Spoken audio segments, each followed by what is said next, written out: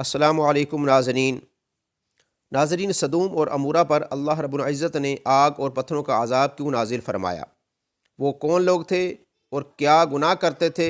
بحر مردار کہاں واقع ہے اور اس میں جاندار مر کیوں جاتے ہیں اور انسان ڈوبتے کیوں نہیں؟ معزز خواتین و حضرات، آج ہم آپ کو سدوم اور عمورہ کے متعلق مکمل معلومات فراہم کریں گے۔ ناظرین، سدوم اور عمورہ قوم لوط کے وہ مقامات ہیں جہاں اللہ رب العزت نے عذاب نازل فرمایا۔ قوم لوط کے مسکن شہر سدوم اور عمورہ بحر مردار کے ساحل پر واقع تھے اور قریش مکہ اپنے شام کے سفر میں اسی راستے سے آتے جاتے تھے۔ ناظرین، ان آبادیوں کی ہلاکت کا زمانہ جدید تحقیق کے مطابق 2061 قبل مسیح ہے اور حضرت لوط علیہ السلام کو بھی حق تعالیٰ نے نبوت عطا فرما کر اردن اور بیت المقدس کے درمیان مقام سدوم کے لوگوں کی ہدایت کے لیے مبعوث فرمایا۔ یہ علاقہ 5 بڑے شہروں پر مشتمل تھا جن کے نام سدوم، عمورہ، آدمہ، سبوبین اور بالے یا سوگر تھے۔ ان کے مجموعہ کو قرآن کریم نے متفقہ یا متفقات کے الفاظ سے کئی جگہ بیان فرمایا ہے۔ ناظرین، سدوم ان شہروں کا دارالحکومت اور مرکز سمجھا جاتا تھا۔ حضرت لوط علیہ السلام نے یہی قیام فرمایا۔ زمین سرسبز و شاداب تھی، ہر طرح کی غلے اور پھلوں کی کثرت تھی۔ یہ تاریخی تفصیلات بحر محیط، مظہری، ابن کثیر اور علم نار وغیرہ میں مذکور ہیں۔ بیت المقدس اور نہر اردن کے درمیان آج قطع زمین بحر لوط یا بحر مردار یا بحر میت کے نام سے موسوم ہے اور انگلش میں اسے ڈیڈ سی کہا جاتا ہے۔ اس کی زمین سطح سمندر سے بہت زیادہ گہرائی میں ہے اور اس کے ایک خاص حصہ پر ایک دریا کی صورت میں ایک عجیب قسم کا پانی موجود ہے جس میں کوئی جاندار، مچھلی یا مینڈک وغیرہ زندہ نہیں رہ سکتے اور انسان اس کے اندر ڈوبتے نہیں، اس لیے اس کو بحر میت، بحر مردار یا ڈیڈ سی کہا جاتا ہے۔ یہی مقام سدوم بتایا جاتا ہے۔ الٹائی ہوئی بستیوں سے مراد سیدنا لوط علیہ السلام کی قوم کی بستیاں ہیں۔ حضرت جبریل امین علیہ السلام نے بحکم الہی ان بستیوں کو اپنے پر کے اوپر اٹھایا اور بلندیوں پر لے جا کر انہیں اٹھا کر زمین پر دے مارا۔ پھر بھی اللہ رب العزت کا غضب اس قوم پر کم نہ ہوا تو ان پر پتھروں اور آگ کی بارش برسائی گئی۔ لوط علیہ السلام کا مرکز تبلیغ یہی سدوم کا شہر تھا اور یہ الٹائی ہوئی بستیاں غالباً آج کل بحیرہ مردار میں دفن ہو چکی ہیں۔ حضرت لوط علیہ السلام کی تبلیغ کا علاقہ بحر مردار یا بحر لوط کے ارد گرد سدوم کا شہر اور ارد گرد عمورہ کی بستیاں تھیں۔ آپ کی قوم شرک اور دوسری بد اخلاقیوں کے علاوہ لواطت میں گرفتار بلکہ اس بد فعلی کی معجب بھی تھیں۔ لوط علیہ السلام کے سمجھانے پر بھی یہ لوگ اپنے کرتوتوں سے باز نہ آئے بلکہ الٹا حضرت لوط علیہ السلام کو ہی اپنے شہر سے نکال جانے کی دھمکیاں دینے لگے۔ ناظرین، مفسرین کے مطابق یہ خطہ زمین سطح سمندر سے تقریباً 400 کلومیٹر نیچے چلا گیا اور اوپر پانی آ گیا۔ اسی پانی کے ذخیرہ کو بحر مردار کہا جاتا ہے اور اسے غرق آب لوطی بھی کہا جاتا ہے۔ ناظرین، حضرت لوط علیہ السلام کا نام و نسب لوط بن حاران بن آصر بتایا جاتا ہے۔ اس حوالے سے آپ حضرت ابراہیم علیہ السلام کے بھتیجے تھے۔ قرآن مجید میں آپ علیہ السلام کا ذکر 17 مرتبہ آیا ہے۔ آپ اپنے چچا حضرت ابراہیم علیہ السلام کے حکم سے اپنی شریعت لے کر سدوم جا کر آباد ہو گئے تھے۔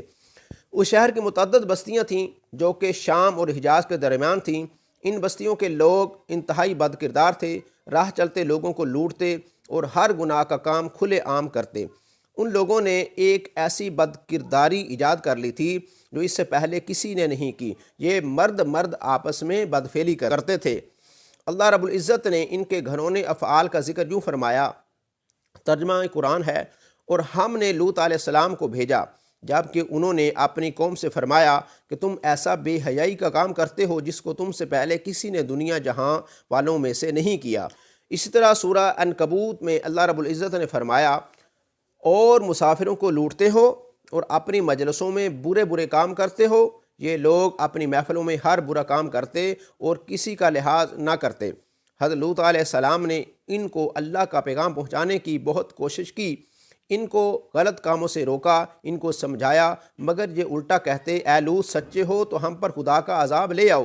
اور آپس میں یہ طے کیا کہ چونکہ لوط علیہ السلام پاکیزہ رہنا چاہتے ہیں تو ان کو بستی سے نکال دو۔ لوط علیہ السلام نے ان کی سرکشی کے مقابلے میں اللہ رب العزت سے دعا کی۔ پروردگار عالم مجھے شرعی لوگوں کے خلاف فتح دے۔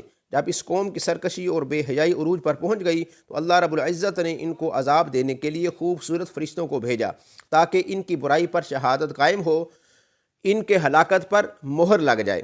ناظرین، اللہ رب العزت نے حضرت جبرائیل علیہ السلام، حضرت میکائیل علیہ السلام، حضرت اسرافیل علیہ السلام کو حکم دیا کہ وہ حضرت لوط علیہ السلام کی دعا پر ان کی بستی جائیں، مگر پہلے حضرت ابراہیم علیہ السلام سے ملتے ہوئے جائیں۔ فرشتے ان کے گھر مہمان بن کر خوبصورت نوجوان لڑکوں کے روپ میں اترے۔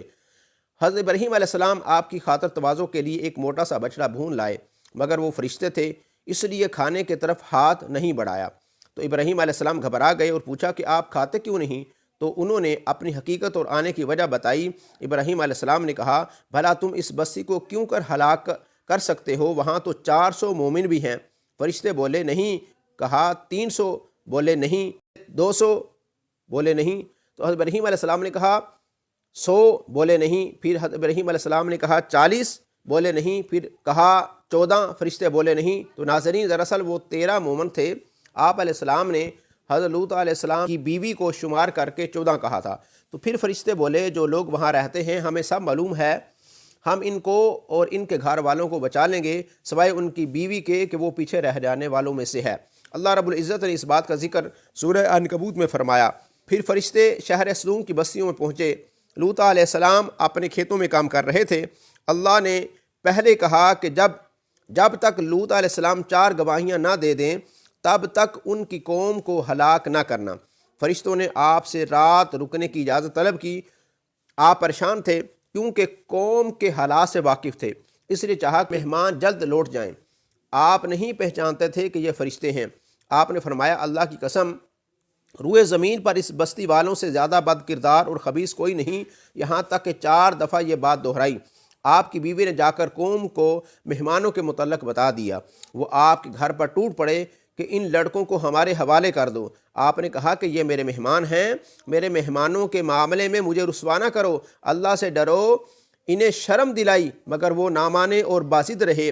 تو حضرت جبرائیل علیہ السلام نے اللہ کے حکم سے اپنا پر پھیلایا اور وہ سب اندھے ہو گئے۔ پھر فرشتوں نے بتایا، ہمیں اللہ نے بھیجا ہے اور آپ اپنے ساتھ ایمان والوں کو لے کر رات یہاں سے نکل جائیں، صبح ان پر عذاب آنے والا ہے اور پیچھے مڑ کر نہیں دیکھیے گا۔